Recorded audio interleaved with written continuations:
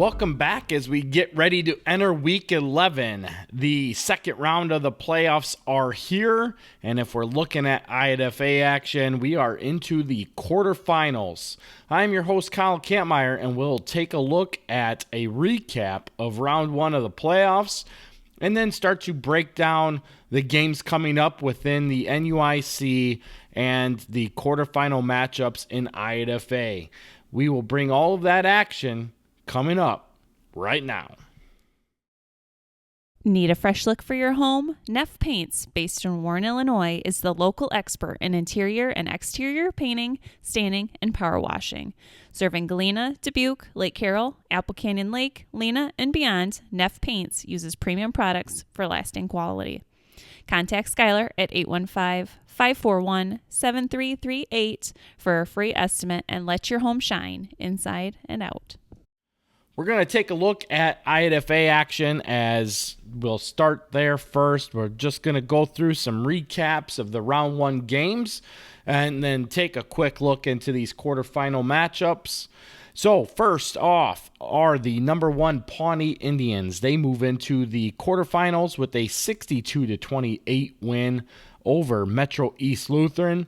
Their opponent will be the number 8 seeded St. Anne Cardinals as they beat St. Thomas More 22-20 last week to earn this trip down to Pawnee. On the other side of that bracket are the number 4 seeded Amboy Clippers and your defending state champs as they beat West Central 54-0, and they will play host to the number 5 seed Martinsville Blue Streaks, who beat Milford Cisna Park 54-22.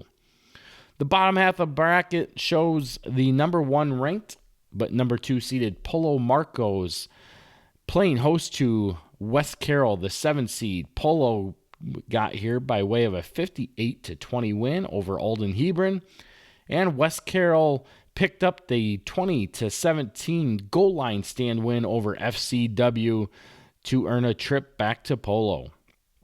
And the last game shows the number 3 seed Ridgewood Spartans with a 46-14 win over South Fork, and they will play host to the number 6 seed Milledgeville Missiles, who beat South Beloit 52-0.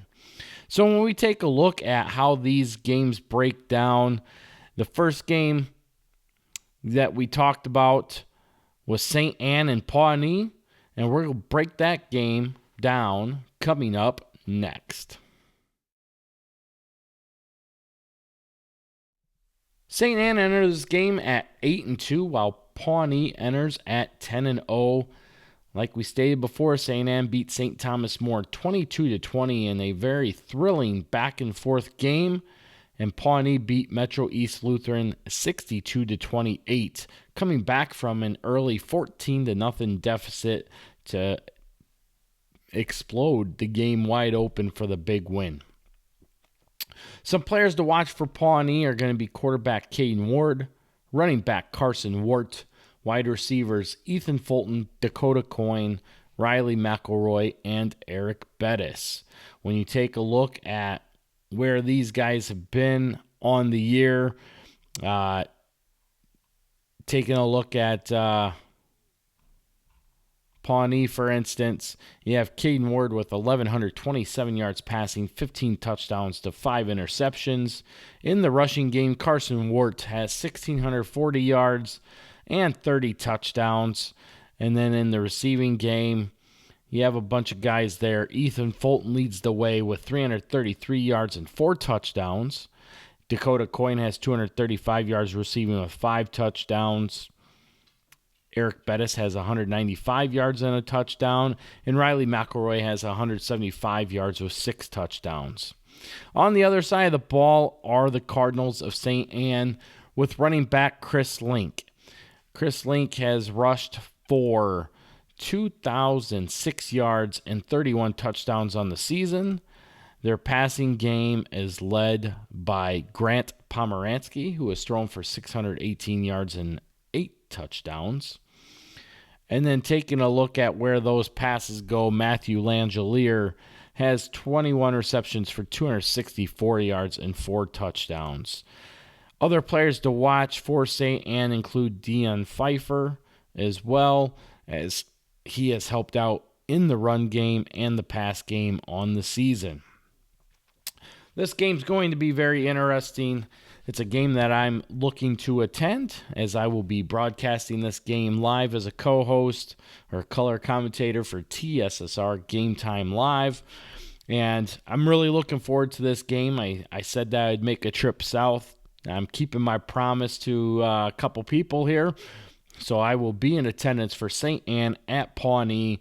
I'm very intrigued by this game. Pawnee enters this game as a 10.5 point favorite. And taking a look at the spread of this game, Pawnee is the projected winner of this game by a score of 42-28. So we'll see if those numbers pan out. But it should be a great game, as we have two of the best running backs in IHSA in the state meeting up with one another. This will be a very fast game as both teams look to get their running backs going. Both have playmakers on both sides of the ball. Offensively, this could be a very explosive game. We'll see how both teams' defenses respond to these electric offenses. And it should be a very interesting game, needless to say. Like I said, if the smile doesn't say, I don't know what does, but I'm very excited for this game. It's a game that I was hoping would come to fruition, and it is. It's here, it's in Pawnee, and the game's going to kick off at 4 p.m. So, I do expect Pawnee to win this game, but looking forward to a great effort out of the St. Anne Cardinals and see how this one plays out.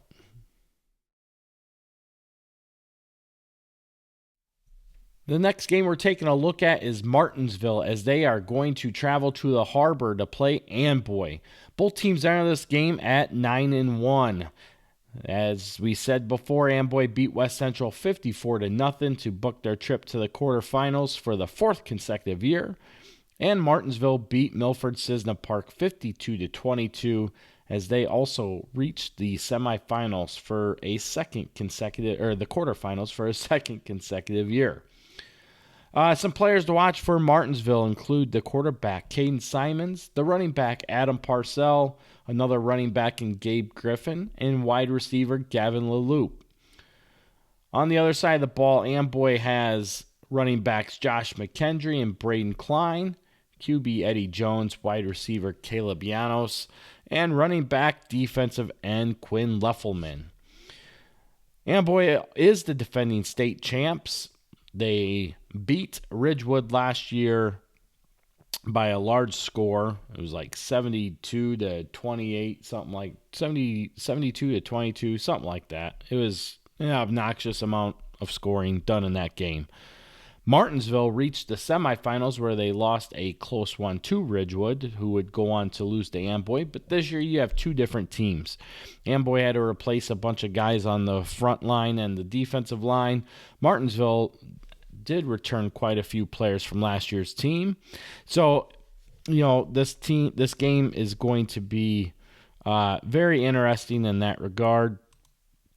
With that said, between Amboy and Martinsville, you're taking a look at Adam Parcell, who has 1,272 yards and 21 touchdowns. The other side of the ball is Josh McKendry, who leads the Clipper rushing attack with 991 yards and 21 touchdowns. Braden Klein has pitched in for the Clippers with 819 yards and 11 touchdowns, while Gabe Griffin and Caden Simons help in that rushing attack for Martinsville. Both have rushed for over 500 yards and have 9 touchdowns apiece. In the passing game, Amboy's been very efficient there, where Eddie Jones is throwing for 831 yards and 13 touchdowns with a 69% completion rate. Simons is throwing at a 58% clip for 682 yards and 11 touchdowns. In that receiving game that we were talking about, when you break it down for Amboy and Martinsville, Caleb Llanos is the guy that Amboy goes to a lot. He has 24 receptions for 582 yards and 10 touchdowns. And on the other side is Gavin LaLoupe, who has 20 receptions for 385 yards and 9 touchdowns. Adam Parcells also picked up 292 yards through the receiving game with 3 touchdowns. A lot of those passes are little quick hitters out of the backfield. So it'll be interesting to see how these two teams play out. Amboy's going to be, wanting to run the ball. They're going to be more of a power run style team, running more from under center. Martinsville is going to be looking to do the same thing with Parcell, but they can also go into a shotgun look or just go from under center and drop back to pass. But either way, very intriguing matchup. Both these teams made deep runs last year. Both of them are here. At the beginning of the year, we had both of these teams ranked in the top 5 of our state rankings. Martinsville's not top 5, but they are top 6 this year. So they're still right there in that ranking. And both of these teams are right where we expect them to be in the quarterfinals. But it'll be interesting to see. When you take a look at this game, Amboy comes into this contest as an 8.5-point favorite. But when you break down the projections, Amboy looks like the decisive runaway favorite as they're projected to win this game 44-20. So it'll be interesting to see how this one plays out. Martinsville has a lot of players that can make some noise here to make this a game. Amboy, obviously being the defending state champs, been in back-to-back state championship games. They definitely have the success and the expectations riding on their wings. And they're at the harbor, so they got the home game. They don't have to make the long road trip that Martinsville has to make. And with that said, Amboy is going to be my pick to win. In my opinion, they're the favorite to come out of that top half of the bracket to make another return trip to Monmouth. But you got to play each game one game at a time, as the cliche says, and come away with the win. But in order to do that, you have to play clean. So Amboy will have to clean up some things. Martinsville has played pretty clean all year long. Their only loss is to Pawnee, a game that they led 12-8 at half, but then were not able to do much offensively in the second half. So they're going to have to be able to put things together offensively to have a chance against the Clippers in this one. My pick is Amboy. All right, the next game we're taking a look at is West Carroll at Polo. West Carroll enters this game at 8-2, while Polo enters at 10-0. West Carroll got here by beating Flanagan Cornell Woodland 20-17, while Polo beat Alden Hebron 58-20. These two teams met in the regular season. Polo won this game in a runaway game. We'll see if West Carroll has been able to make some different adjustments to give Polo a different look to see how they can expose the Marcos in this game. West Carroll players to watch include the quarterback Winter Harrington, the running back Aiden Buckles, running back Rafe Pickard-Shinshin, and wide receiver Roger LeBourne. On the other side of the ball, for the Marcos, players to watch are QB Gus Mumford, running back Noah Dewey, running back JT Stevenson, and defensive tackle Logan Nelson. Taking a look at these two teams, breaking them down, in the running game, Aiden Buckles leads the West Carroll Thunder offense with 1,033 yards and 18 touchdowns. He'll also have the team high lead between these two teams when they match up. Rafe Pickard-Shinshin also adds another 827 yards on the ground with 10 touchdowns. For the Marcos, Gus Mumford leads the way with 827 yards and 14 touchdowns, while Noah Dewey and JT Stevenson have rushed for 488 yards and 394 yards respectively, and have combined for 14 touchdowns on the ground. In the passing game for Polo is led by Gus Mumford. He's throwing for 523 yards and 8 touchdowns to only 1 interception at a 60% completion rate. And for West Carroll, Winter Harrington is throwing for 760 yards with 8 touchdowns and 3 interceptions at a 41% completion rate. Receiving yards, Noah Dewey and Billy Lowry lead the way for the Marcos, with both reaching over 230 yards receiving. Both have caught 4 touchdown passes. For the Thunder, Roger Laborn has 203 yards and 3 touchdowns, while Connor Townsend has 110 yards receiving. Breaking down these two teams even further, Polo enters this game as a 24.5-point favorite. Not surprising considering these two teams played earlier in the year. West Carroll's 2 losses are to the 2 favorites out of the North, which are Polo and Milledgeville. Both games were running clock games. Polo's projected win in this game is 42-14. So like I said, it'll be interesting to see how Coach Sestata will be able to game plan against the Marcos, take information from the last game that they had to try to make this game a closer game this time around. But regardless, it's great to see that the Thunder are in the quarterfinals after an 0-9 season a season ago. Now they're 8-2, but they get to go on the road to the number 1 ranked team in state, the Polo Marcos. This game kicks off at 1 p.m. My pick to win this game is Polo.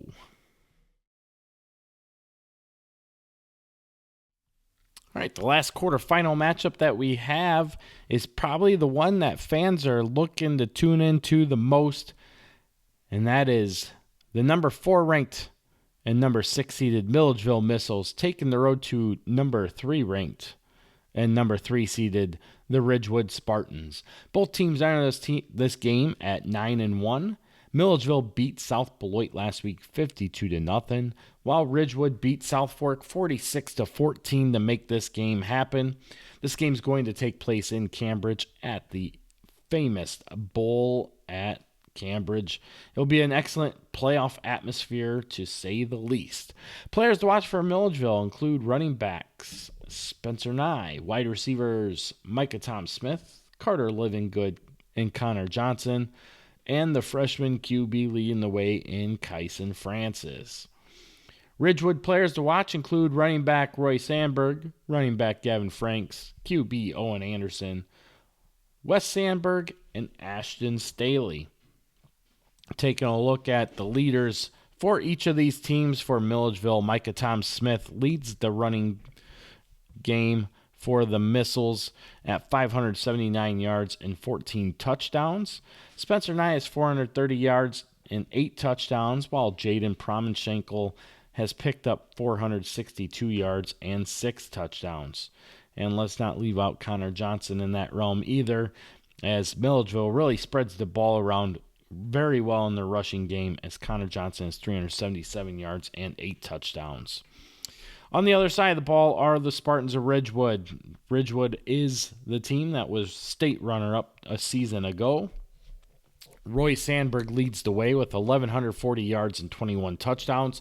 He recently had surpassed 3,000 career rushing yards. So, Roy Sandberg has had a great career for the Spartans, and he's looking to keep that run going here on Saturday. Gavin Franks has also picked up 665 yards and 7 touchdowns, and Wes Sandberg has 367 yards with 2 touchdowns. The passing game for Milledgeville is led by Kyson Francis. He has thrown for 1,235 yards, 24 touchdowns, and a 60% completion rate with only 3 interceptions. And for Ridgewood, Owen Anderson has been very efficient on the year. He's only thrown 21 passes at 71% clip, but out of those 15 completions, 7 have gone for touchdowns for a combined total of 460 yards. In the receiving game, Carter Livingood and Connor Johnson are the 2 big names in that receiving game for the Missiles, as they have both reached 494 yards and 397 yards receiving. Living Good has 8 touchdowns to Johnson's 9 receiving touchdowns.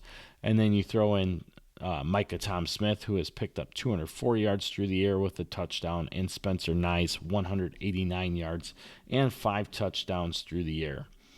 For Ridgewood, their leading receiver is Ashton Staley, who has 226 yards and 4 touchdowns. And then Roy Sandberg's picked up 142 yards and 3 touchdowns. We've talked all season long how both these teams, Ridgewood and Milledgeville, could be teams that we would be seeing playing in Monmouth at the state championship. They've been ranked in the top 4 all season long. Definitely heavy hitters nonetheless. Milledgeville enters this game as an 8.5-point favorite. We've talked about that all season as well. Their lone loss is the loss to Polo 30-14. You take a look at what Milledgeville has done. They're very fast offensively and defensively, close on the ball very well. They're very lethal on the defensive side of the ball, where they have over 20 takeaways on the season by their starting defense. And then their special teams, led by Micah Tom Smith, is very electric as well. And for the Missiles, they're looking to score in all 3 facets: offense, defense, and special teams. They feel if they can do that, they're going to find themselves having a lot of success. With Ridgewood, they're a team that's going to sit there in a power run style offense. They're going to look to pound the ball. They'll get outside. They'll throw some play action in there. Very effective offense. Like we said, 71% completion rate out of Owen Anderson. Along with that, a team that is definitely predicated on running the ball primarily and controlling the clock. So with that said, the projection of this game has Milledgeville winning 42-34, which is about what the spread coverage is. Ridgewood gets the advantage of being at home. This should be one heck of a football game. It's going to be on TSSR Game Time Live as well, with Kyle Leach on the call. So it'll be a way to watch. But if you really want to get in on the game, make the drive down to the beautiful Bowl at Cambridge and watch this game live. It's going to be a great atmosphere all the way around. This game kicks off at 1 p.m. I have to go with my gut on this one. I like the Ridgewood Spartans. I feel that they can definitely be a player in this game. I would not be surprised to see them win this game. But as I've stated in previous shows, Milledgeville has to get that quarterfinal monkey off their back. I think this is the team that can do it. My pick to win here is Milledgeville. This portion of our broadcast is brought to you by Diedrich Epoxy Flooring. Serving northern Illinois and southern Wisconsin, Diedrich Epoxy is the source for all of your epoxy needs. Give Diedrich Epoxy Flooring a call today at 815-239-1158 for your free estimate. Okay, we're going to shift things to Class 1A, and we'll take a look at that 1A North bracket just to see how that's set up, and then we'll break down the games moving into Class 1A. The number 1 seed Leroy Panthers beat Aurora Christian 54-21 as they move into the second round, and they will hit the road to Rockford to play the number 9 seed Rockford Lutheran Crusaders, who won 42-21 over Anawan Wethersfield. The Marquette Crusaders are the number 13 seed. They will go on the road to play the number 12 seed Galena Pirates, as both teams earned upset wins by seeds. In round 1, Marquette beat Rushville Industry 44-6, while Galena beat Stark County 43-42. Down on the lower end of the bracket, we're going to have a conference rematch as the number 10 Stockton Blackhawks are going to play host to the number 2 seeded Lena Winslow Panthers. Stockton got here by way of a 60-30 win over Princeville, while Lena Winslow walked to a 70-32 win over Clifton Central. The other matchup on that 1A north side of the bracket is GCMS, as they are the 3 seed. They beat Salt Fork 38-7, and they will play host to the Newman Central Catholic Comets, who are the 6 seed, and were a 50-22 winner over Chicago Hope. Other teams of interest from the south side of the bracket, Althoff will go to Carrollton. Althoff is the number 1 seed, number 1 ranked team in state. They beat DuPo 60-0, while Carrollton was a 44-8 winner over WIVC opponent West Central. Another game that we're looking out for is that between Calhoun and Cesar-Valier. Calhoun is the number 2 seed in the South. They were a 38-7 winner over Central A&M, while Cesar-Valier beat Red Hill 30-6. Calhoun will be the home team in this one with that 2 seed. Cesar-Valier with the 7 seed hits the road. The other bracket that we're looking at are the defending state champs, the number 3 seeded Camp Point Central Panthers, as they were a 34-6 winner over Nokomis, and they are going to play host to the Cumberland Pirates, who beat Tuscola 28-6. So interested to see how those games go. Taking a look in Class 3A, we're looking at the Du-Pec Rivermen as they hold the number 3 seed. They beat Genoa Kingston 66-0.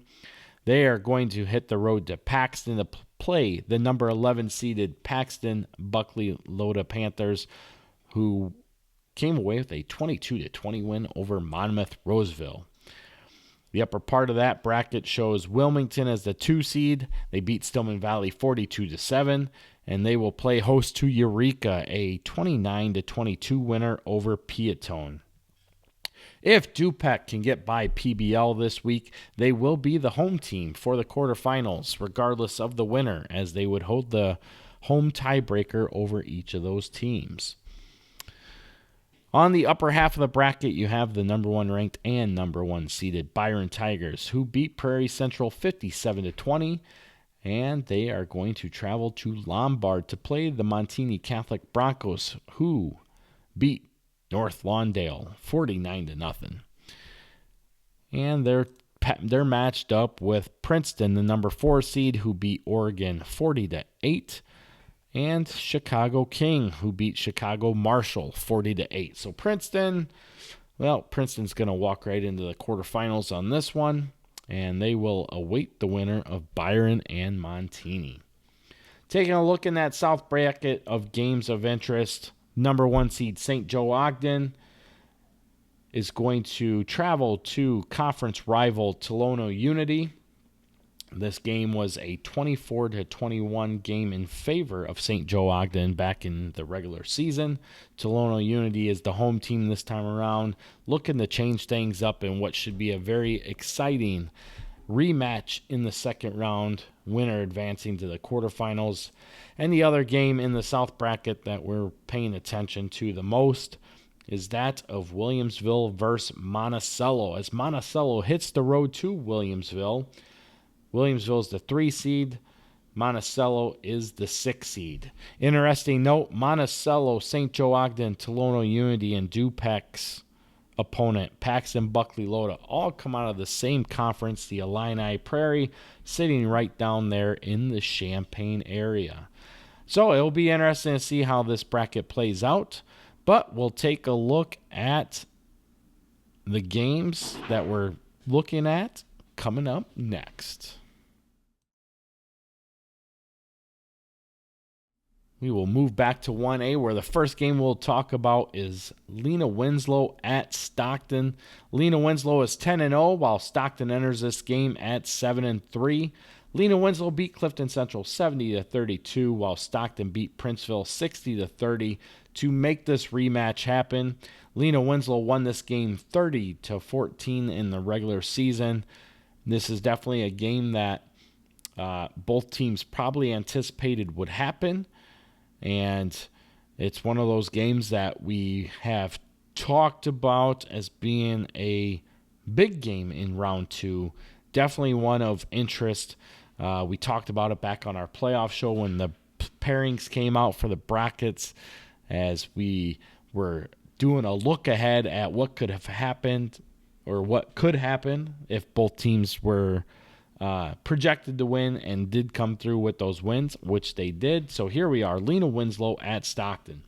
Players to watch for Lena Winslow include Alex Schlichting, Aiden Wild, Jalen Rakowska, Gannon Dunker, and Lannon Grindy. On the other side of the ball, for Stockton, players to watch, Mark Detweiler, Carter Blair, Noah Larson, Eli Larson, and Jeremiah Luke. Taking a look at these two teams, man, they have a lot of similarities. Both are power running teams led by their lead running backs. Alex Schlichting for Lena Winslow has 1,357 yards and 17 touchdowns, averaging a remarkable 14 yards per carry. Stockton's led by Mark Detweiler and his 1,035 yards and 21 touchdowns and his 5 yards per carry average. At fullback for Lena Winslow's Aiden Wild has picked up 837 yards and 13 touchdowns on the season.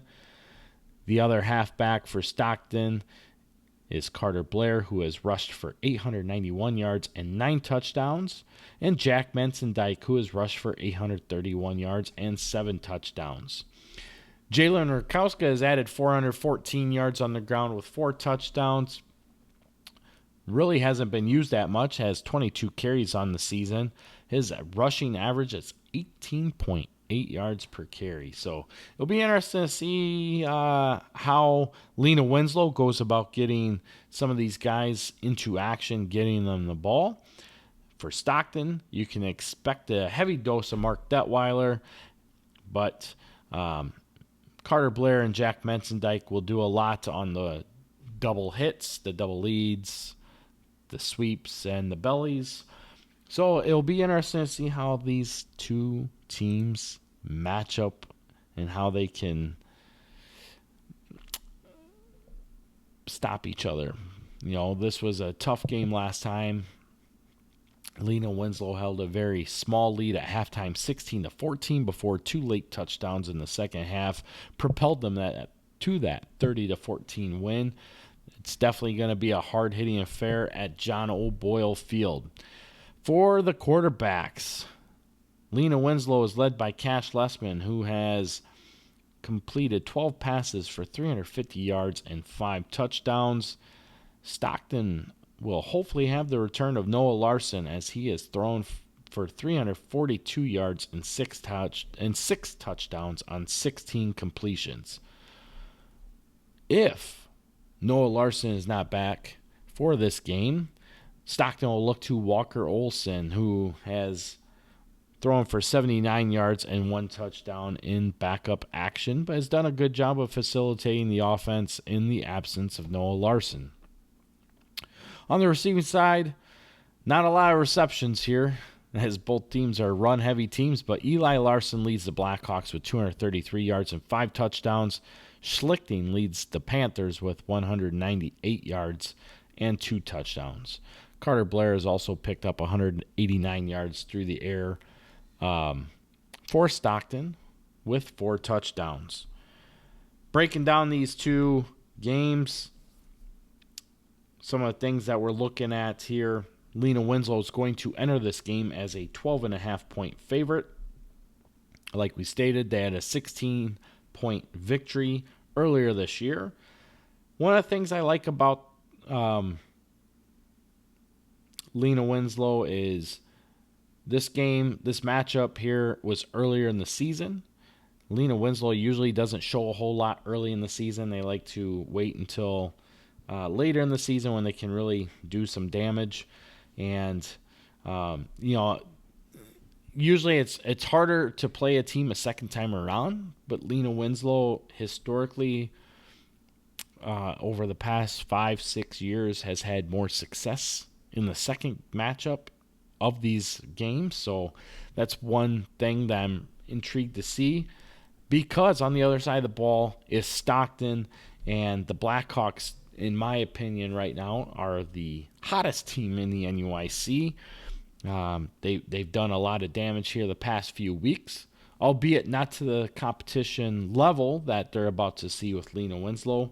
But they're also a team that's not afraid to play Lena Winslow. It's one of the things that you typically see out of teams when they go up against Lena Winslow. They're already losing to the name on the jersey or on the back of the jersey in Lena Winslow's sake before they ever take the field. Stockton is not going to be that team. They are not intimidated by Lena Winslow whatsoever.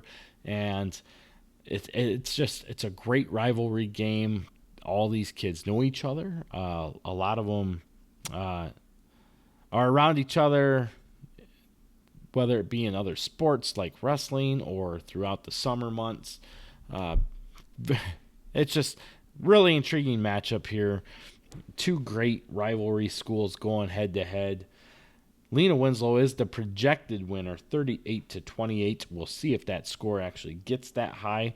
With both these teams being running offenses, I would expect a lower score as both look to control the clock and control the tempo. But if you're wanting to attend this game, kickoff is at 2 p.m. in Stockton at John O'Boyle Field. It's always tough to pick a winner in a game of conference rivals, but we have to, and my pick to win here is Lena Winslow.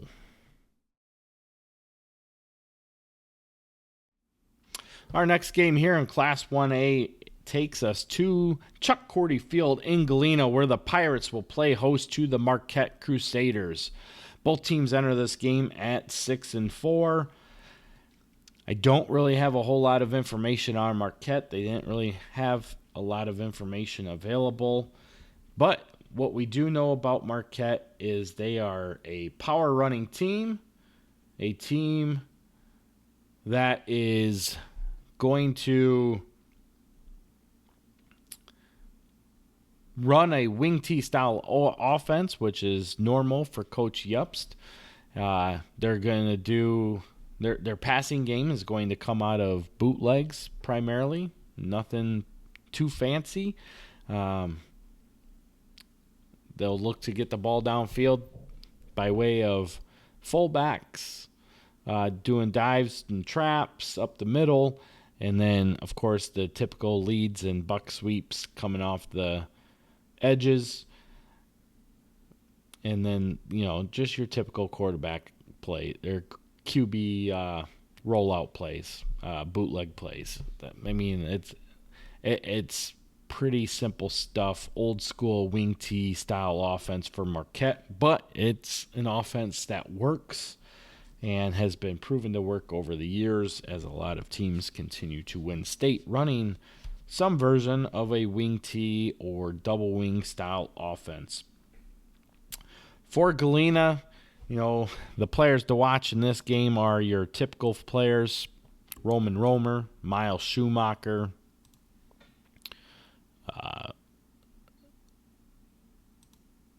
we're looking at Braden Kevern, Owen Hafel, Josh McNett.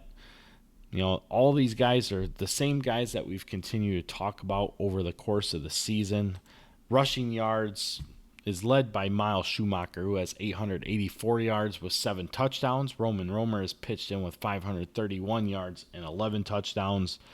The passing game, their leading quarterback is Roman Romer. He's thrown for 49% completion rate, 67 completions for 1,083 yards, 7 touchdowns to 9 interceptions. And then in the receiving game, Braden Kevern leads the way with 375 yards and 4 touchdowns, while Schumacher has picked up 294 yards and 3 touchdowns, and Owen Hafel has 276 yards and 1 touchdown. Breaking down this game, Galena enters as a 1.5-point favorite. They are the projected winner of this game, 21-20. Prior to this playoff win over Stark County, the Pirates had lost a couple games in a row there, but they very easily could have the spark back. They're back in the second round of the playoffs for the first time since 2014 when they last made the semifinal run where they eventually lost to Forreston in a great game down in Forreston. So it's been 10 years since the Pirates have been this far into the playoffs, and they get to bring it home against a very tough and battle-tested Marquette team. It's always hard for me to pick against the NUIC, but I have, in my feelings, my pick to win this game is Marquette. I said it earlier this week on another show. I just feel that they're the more consistent team at this time, and I'm hoping that I'm wrong. I'm hoping that Galena does go out there and prove us wrong and get the win for the sake of the NUIC and to get that matchup in the quarterfinals.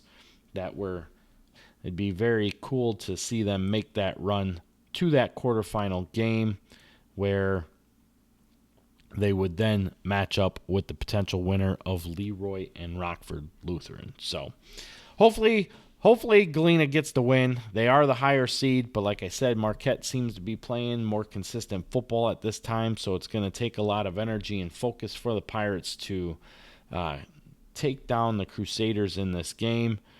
My pick to win is Marquette on the road.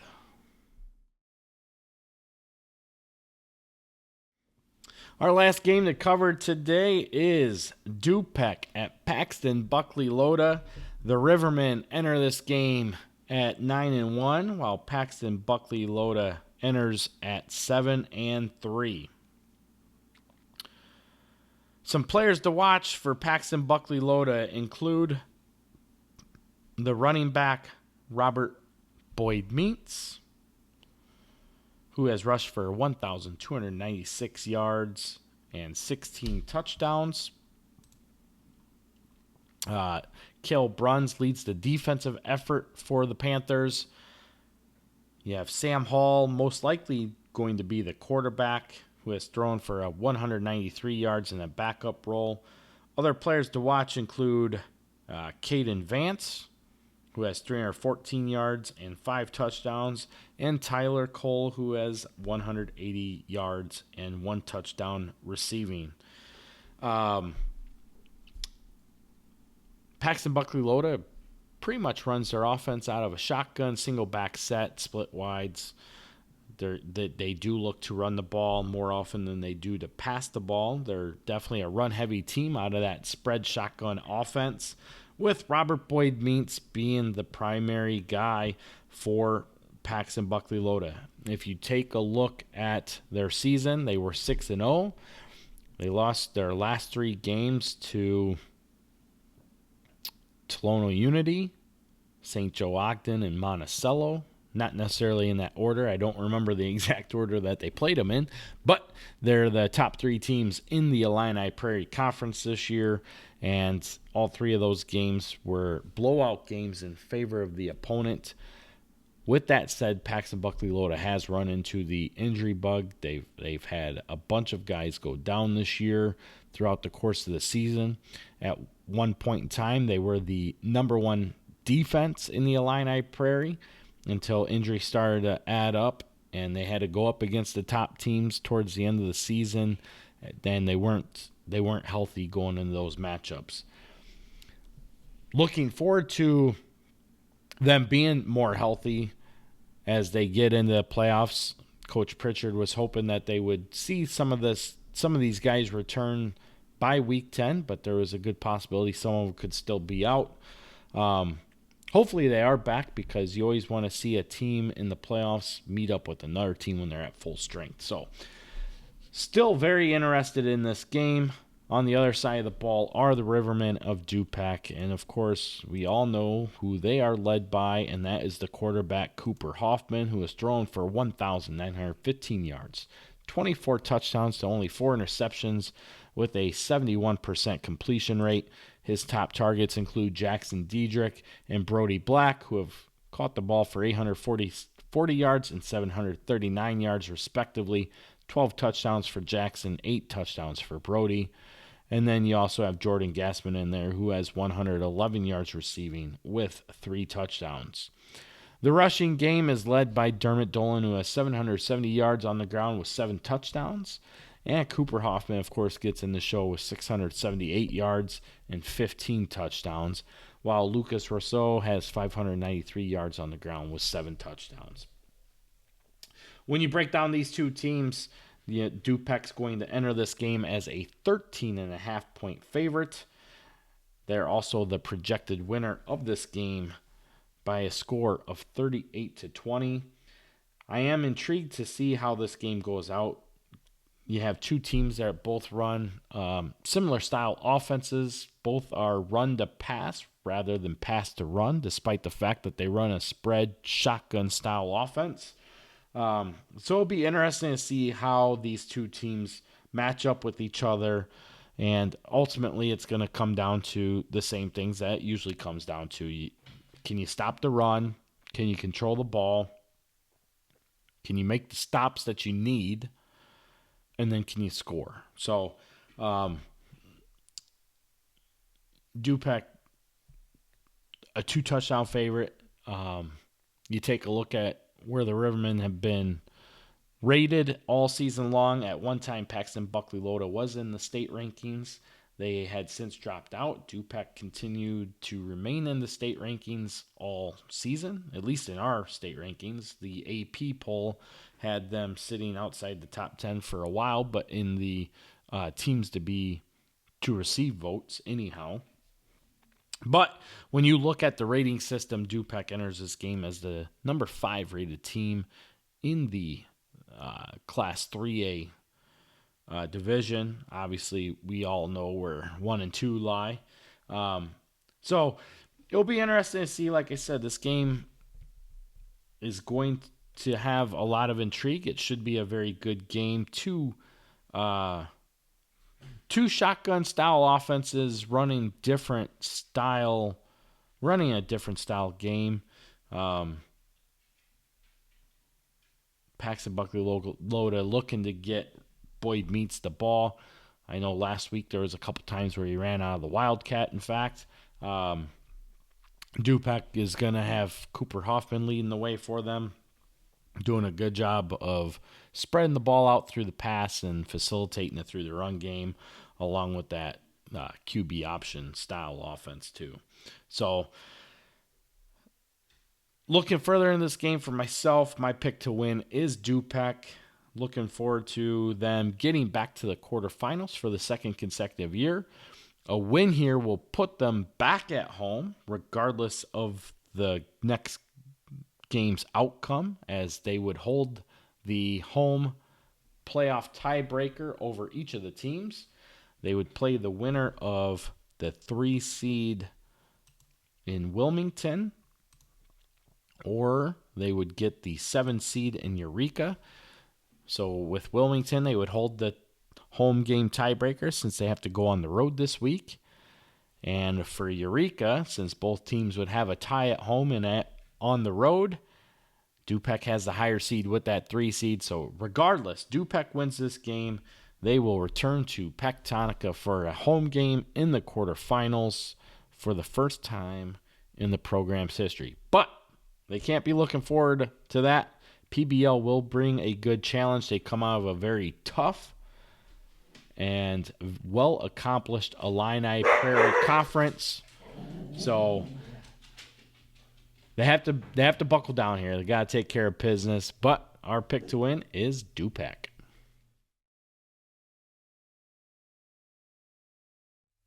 All right, that gives you a look at the playoff breakdown between the IHSA and our NUIC teams.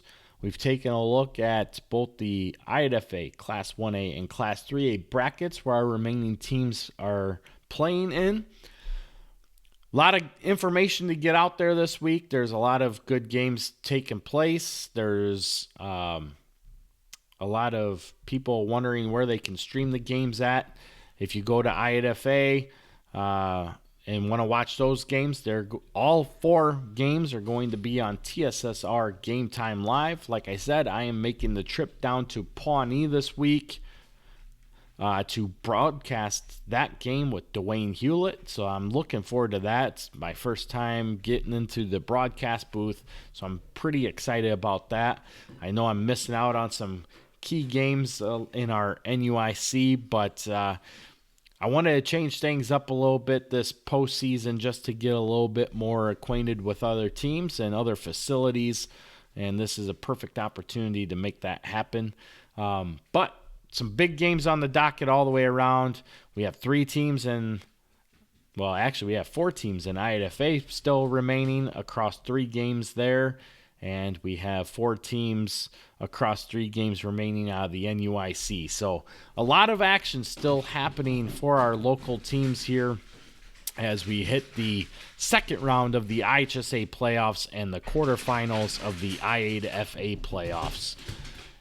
Get out to the games, root for your teams. As always, root for the NUIC.